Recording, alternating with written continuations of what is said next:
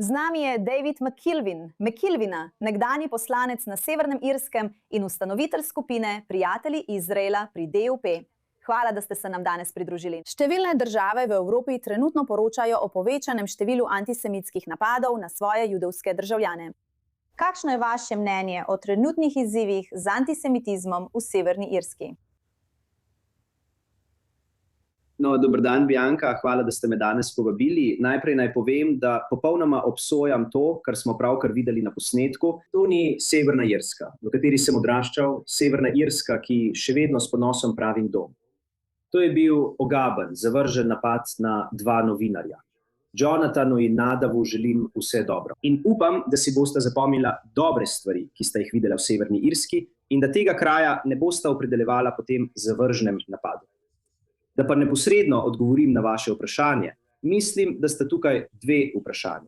Zgodovinski kontekst in potem so tu še bolj nedavni dogodki in to, kar smo videli v zadnjih nekaj letih. Zgodovinski kontekst je ta, da je bilo v času severnoirskega konflikta v Severni Irski, konflikt, ki je tam potekal od 60 let do leta 1998. Oblikovala so se zavezništva med IRA in zelo vprašljivimi skupinami.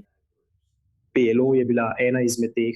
Prav tako so se povezali z ETA, z FARC uporniki v Kolumbiji in celo danes Sinn Féin, njihova oddelek za Bližnji vzhod, kot jo imenujejo, ima še danes zelo ohlapne povezave. Sam sem bil priča temu. Sedel sem v sobah v Ramali, kjer je bil zelo tesen odnos med politiki Sinn Féina in nekaterimi predstavniki, ki so bili tam. To je torej zgodovinski kontekst. Kar se je zgodilo v zadnjem času, pa mislim, da je veliko bolj zaskrbljujoče. Mislim, da so dogodki zadnjih nekaj let, in to ni značilno samo za Irsko ali Združeno kraljestvo, ampak se dogaja po vsej Evropi, kjer se je v središču politike oblikovala nekakšna vrsta golema, kjer so skupine ljudi, ki so bile prej večinoma agnostične glede vprašanja Izraela in palestinskega konflikta, postale precej, tu so družbena omrežja. Objave na družbenih omrežjih so bile polne slik trpečih otrok in vsega, kar je bilo promovirano po vsem svetu.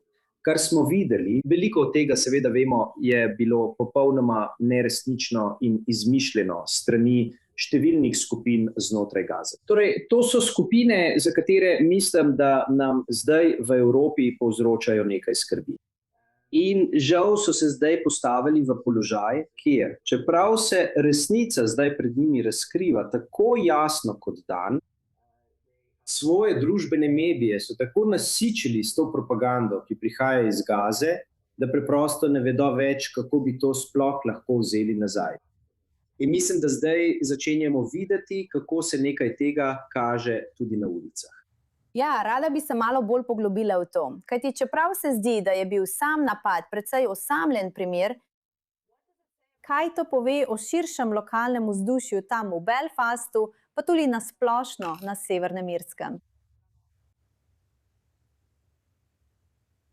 Ja, mislim, najprej bi rekel, in res sem hvaležen, da vaši kolegi še naprej predvajajo posnetek, kajti poleg tega gnusnega dejanja krutosti ste lahko videli tudi, mislim, izjemno prijazno dejanje strani natakarja in poskušal je pomagati vašemu kolegu. In prepričan sem, da je bil to on. Vi ste medijska hiša, ki prikazuje obe strani zgodbe, za razliko od nekaterih drugih v Združenem kraljestvu. Torej, veste, zato vas pohvalimo.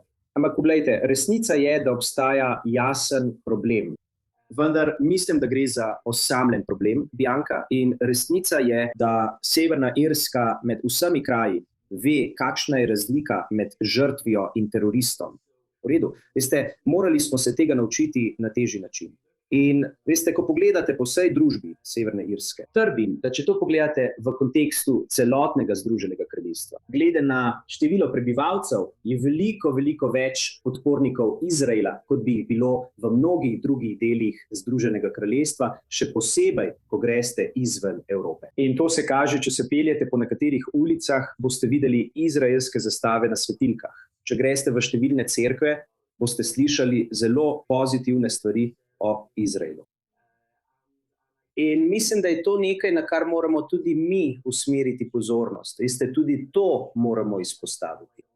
Prav. In pa tudi, ko boste šli v določena območja, boste videli, da tam vihrajo palestinske zastave. In ironično, pred nekaj leti je bila mlada novinarka tragično umorjena na republikanskem območju strani irskih republikancev. Bila je 29-letna punca z imenom Lyra McKee. In ko pogledate območje, kjer je bila umorjena, so na vseh uličnih svetilkah visoko plapolale palestinske zastave. Tako da, veste, ti dve stvari sta povezani. To nasilje in republikanci, ki se preprosto še niso zavedli dejstva, da je svet okoli njih odličen. In za tiste Izraelce, mislim, sami ste poudarili, da so pozitivne in negativne stvari. Ampak za tiste Izraelce, ki pravijo, da jih skrbi potovati v Evropo zaradi porasta antisemitizma, kaj jim odgovorite? No, najprej bi rekel, da jih razumem. In seveda, ko vidiš prizore, kot so se zgodili v Belfastu in na drugih krajih, popolnoma razumem, zakaj se Izraelci lahko tako počutijo. Vendar pa naj jim povem zelo neposredno. 7. oktobra ste bili vi žrtev. Niste bili storilec, bili ste žrtev. Imeli ste vso pravico, da se branite pred tem grozljivim napadom, ki se je zgodil na vaši lastni zemlji.